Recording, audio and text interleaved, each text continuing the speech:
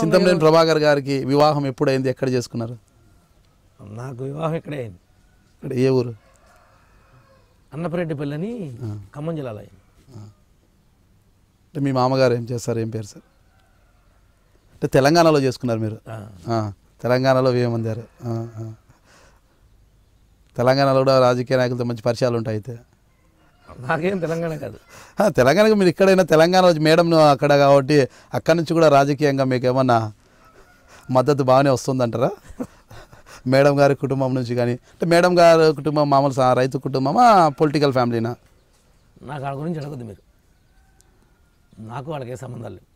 Madam గారు అవును పెళ్లి చేసుకున్నాను సార్, నేను ఉన్నాను అంత మట్టుకి, నాకు వేరే ఎవరి గురించి నన్ను అడగద్దు మీరు ఆ విషయం. అంటే ఇప్పుడు రాజకీయాల్లో తీసుకుంటే సరే, మీ మామగారి గురించి పక్కన పెట్టేస్తే రాజకీయాల వరకు తీసుకున్నా కూడా ఇప్పుడు మీరు ప్రజల్లోనే బిజీగా తిరుగుతుంటారు, దూకుడుగా కావచ్చు, మరే విధంగా కావచ్చు. అంటే మేడం గారి నుంచి ఎలాంటి ప్రోత్సాహం ఉంటుంది? అంతా ఉంటుంది.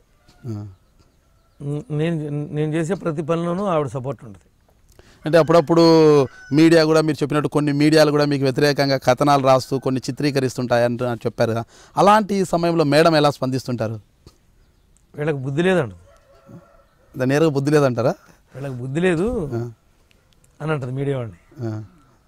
వీళ్ళకి ఏం మాట్లాడుతున్నారో ఏం చెప్తున్నారో కూడా తెలియదు, జనాన్ని పక్కదావ పట్టిస్తారు అని టీవీ కట్టేస్తారు కోపం వచ్చి మీ మీద. అంటే పేపర్లో అయితే చింపేస్తారా? చింపేస్తానంటే పేపర్ చదివి అవతల పడేస్తాం.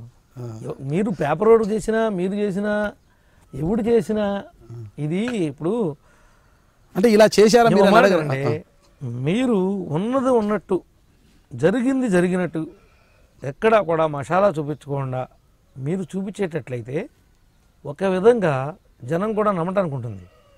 కానీ మీ మీడియా పరిస్థితి కానీ, మీ పేపర్ల పరిస్థితి కానీ నానాటికి దిగజారిపోయి నడుస్తూ ఉంటున్నాయి. వ్యవస్థలో మార్పు తీసుకురావాల్సినటువంటి విషయం ఇది.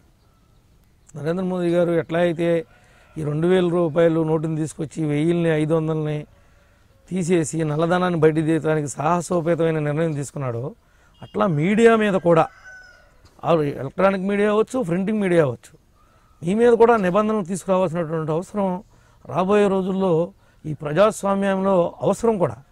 ఎందుకంటే మీ హద్దుల్లో మీరు ఉంటలా, మీ హద్దులు మీ పరిధుల్ని సుప్రీంకోర్టు కానీ హైకోర్టు కానీ మిమ్మల్ని కూడా మందలించుంటలా ఎక్కడా కూడా. అలా అని మా పొలిటికల్ వాళ్ళు కూడా మీకు తొత్తుల్లాగా ఉండి ఎక్కడా కూడా మీ జోలికి రావటల్లా. కానీ మిమ్మల్ని నియంత్రించాల్సిన అవసరం చాలా ఉంది. ఈ సమాజంలో అనవసరమైనటువంటి వార్తలు, సమాజానికి చేటు తెచ్చేటువంటి వార్తలు, సమాజానికి నష్టం జరిగేటువంటి వార్తలు అదే పనిగా పెట్టుకుని ఈరోజు 500 1000 తీయటం వలన వచ్చే నష్టం కన్నా, జనం పడే ఇబ్బంది కన్నా మీ మీడియా వాళ్ళు ఎక్కువ ఓవర్ ఫోకస్ చేసేసి దాన్ని కృత్రిమంగా ప్రజలు అయ్యో ఏదో అయిపోతుంది, ఏదో జరిగిపోతుంది, ఏదో రేపొద్దున ఈ డబ్బులు మనం కనుక బ్యాంకుకి వెళ్ళి తెచ్చుకోకపోతే మనం ఏదో అయిపోతాం అనుకునేటువంటి క్రియేషన్ తీసుకొచ్చి మా ఇంట్లో వాళ్ళని కూడా డబ్బులకి వెళ్ళి బ్యాంకులోకి వెళ్ళి తెచ్చుకుందాం అనే పరిస్థితిని తీసుకొచ్చారు మీరు. అంటే సమాజాన్ని మీరు డ్రైవ్ చేసేస్తున్నారు. ఈ రోజున పాలకులు డ్రైవ్ చేయట్లా, మీడియా డ్రైవ్ చేస్తుందంటారు. ప్రజలు మాకిచ్చినటువంటి అధికారాలని, మాకిచ్చినటువంటి హక్కుల్ని మీరు హరించేస్తూ మీ చేతిలో టీవీ ఉంది కదా, మీ చేతిలో ఛానల్ ఉంది కదా అని మీ ఇష్టానుసారం మీరు దాని బండిని తోలేస్తూ ఉంటే సుప్రీంకోర్టు కూడా పట్టించుకోవట్లా.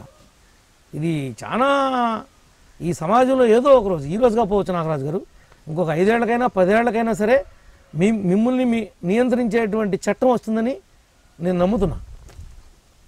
నేను అట్లాంటి దానికి డిమాండ్కి నేను కూడా వాళ్ళకి మద్దతుగా ఉంటాను, ఎవరైనా తీసుకొస్తే కూడా.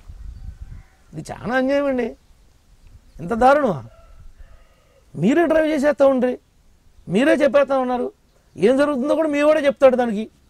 అరే ఏం లేదు, ఇక రేపేం జరుగుతుందో కూడా మీరే చెప్పేస్తారు. మరి తర్వాత ఏదైనా తేడా వస్తే దాన్ని ఊసేస్తారు మీరు. నేను దెందులూరు ఎమ్మెల్యే చింతమనేని ప్రభాకర్ని. మీరు చూస్తున్నారు ఐ డ్రీమ్ న్యూస్.